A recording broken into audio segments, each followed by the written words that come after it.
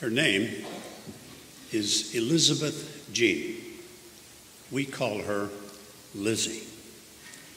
Lizzie was 8 years old when she became a part of our family. She and her older brother, a story that's worth telling, but a story that ought not to be told here, of how they came to be a part of our family. And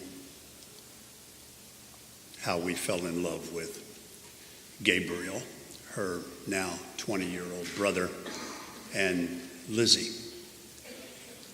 Lizzie was a junior soldier at the Corps, where our son and daughter-in-law soldier, and our son and daughter-in-law are the junior soldier leaders. So they got to know Lizzie very well. And it came a point in her life and the life of her brother where they were going to be in the foster care system. And Jim and Pam went to the judge and asked if they could come and be in their family. It's a story that many of us have heard. Many of you have been a part of similar stories. The judge agreed not for them to be foster children, but for Jim and Pam to be guardians. It's a legal term, but they are this little girl and her big brother parents. We hadn't met Lizzie. She was in their home probably 4 months before Esther and I made the trip to North Georgia to meet her. I was as nervous as I have ever been in my whole life. Now, we have 3 grandchildren by birth. I was never nervous about them because I knew them from the beginning, but I didn't know Lizzie. But I wanted to get to know her, and of course Esther wanted to get to know her as well. One of her cousins, thinking that she would be funny, said to Lizzie, "Grandpa likes to have his hair messed up." I said, nothing could be further from the truth. I don't even like to get haircuts, as you can tell, because he has to touch my hair to cut it. Well, when we got to her house, I was sitting in an upholstered chair, and she came and sat beside me. She sat on the arm of the chair. And Jim had said to her, "Just call him Grandpa Danny." It's what the other grandchildren call me. And she looked at me and said, "Grandpa Danny, you don't like to have your hair touched, do you?" And I said, "No, I don't." She said, "Well, I think I'll do it anyway." And she did.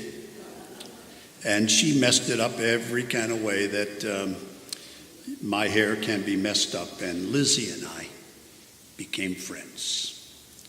More than that, she became my granddaughter, and I became her Grandpa Danny. A few months later, Jim called. It was summertime, or it was springtime, and it was soon going to be time for school to be out, and asked if Lizzie could come and spend some time with us in Florida. Well, we jumped at the chance. So Esther and I drove up to Valdosta, and Jim and Pam and Lizzie drove down to Valdosta, and we had lunch together. And then we gathered Lizzie's things and got her settled in the back of Esther's car, the back seat of Esther's car, and we were going to make our way to Florida. Esther's car has a satellite radio. Wonderful invention. How did I ever live without satellite radio? We listened to a channel called Escape. On the screen, it says jazz/standards. It's the most wonderful, mellow music, and it just plays at 59 and a half minutes an hour. and only one tune in that hour will include vocals. Now, on Sunday morning, we don't listen to Escape. We listen to Elvis. Oh, listen, 24 hours a day from Graceland. Elvis. And for an hour on Sunday morning, it's Elvis gospel. Now, we live 25 miles from the core. Esther wants to worship with Elvis while we're on our way to the core. And I tolerate that. But for the rest of the time, we listen to Escape. So as we were driving south, Escape was playing, and I was just enjoying myself as only, if you like that kind of music, it is quite enjoyable. After about an hour, Lizzie says to me, "Grandpa Danny?" "Yes, Lizzie." She says, "Your music doesn't have any words." I thought about that. And I said to her, "Lizzie, it does have words. And for many of the songs, I know the words." She says, "Yeah, but you can't hear them." I know, Lizzie, you can't hear them, but I can hear them in my head and in my heart. She says, "Oh," and goes on doing whatever it was she was doing back there. Just a couple of songs later, a tune that I learned as a teenager and a tune that helped me fall in love with Esther began to play. Do you remember? "Little Things Mean a Lot." And as the tune played, I remembered all the little things that I am supposed to do. And sweetheart, sometimes I forget. But I could hear, "Blow me a kiss from across the room. Touch my hair as you pass my chair. Little things mean a lot." And as I heard that, and as I went through this feeling, I heard the words in my head and in my heart. I came to the Salvation Army with one motivation, and it was to play basketball. I was not quite a good enough a basketball player to make the high school team. Our neighbor, one of our neighbors, was the coach of the team that was sponsored by the local Salvation Army in Canton, Ohio. And he came by our house one day, knowing that I had been cut from the basketball team. I mean, everybody in the neighborhood knew it because I made a big case about my broken heart at not being able to play basketball. And he knocked on our door and said to my dad, I'd like to talk to Danny, and I'd like to talk to him about coming to Sunday school. Would you have any objection to that?" My dad said, "No, I wouldn't. It'd be good for Danny to go to Sunday school." The deal was you could play on the team if you came to Sunday school. Well, that was good enough for me.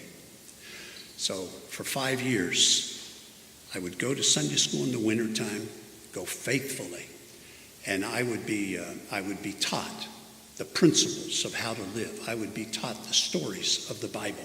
I would meet the people of the Bible from people like you, people who want to do good for children. It was not until I was 19 years old that I met Christ.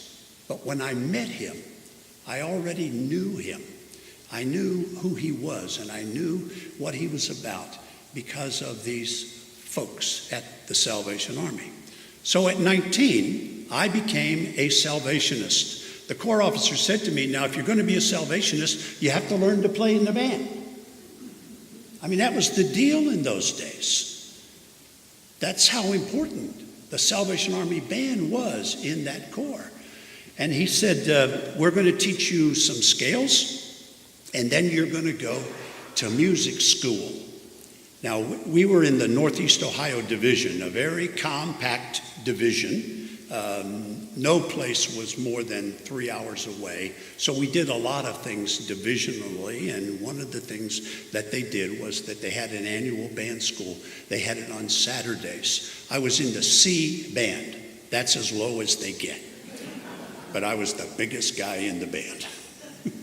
and I enjoyed it. I was in the cornet section, and over in the horn section was the most beautiful woman that I have ever seen. And I fell in love with her, and she fell in love with me at that band school. So I learned to play, and I learned to be in the band. I have played in Salvation Army Corps bands in 3 territories. I've played in the Eastern Territory, which you heard from Captain Bell is my home territory. I certainly have played in Corps bands in the Southern Territory, which is our adopted territory.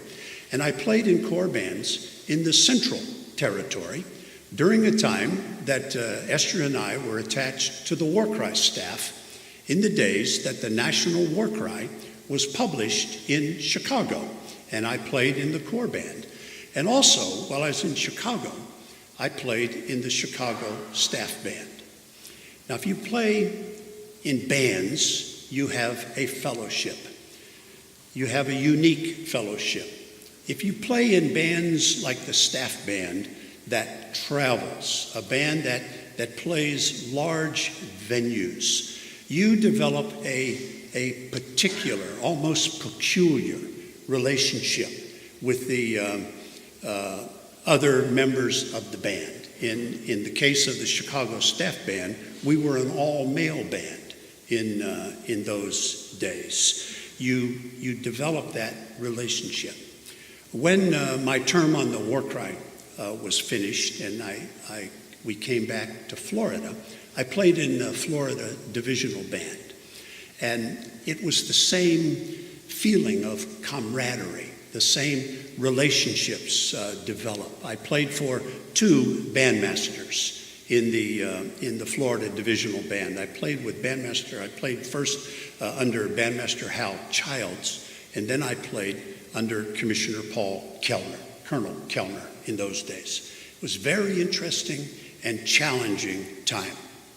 Interesting for me because of the quality of the music that Kellner would choose for us to play, and challenging for now Commissioner, then Colonel Kellner, because he likes it really quiet in the band rehearsal. And I have a really hard time being quiet in band rehearsal.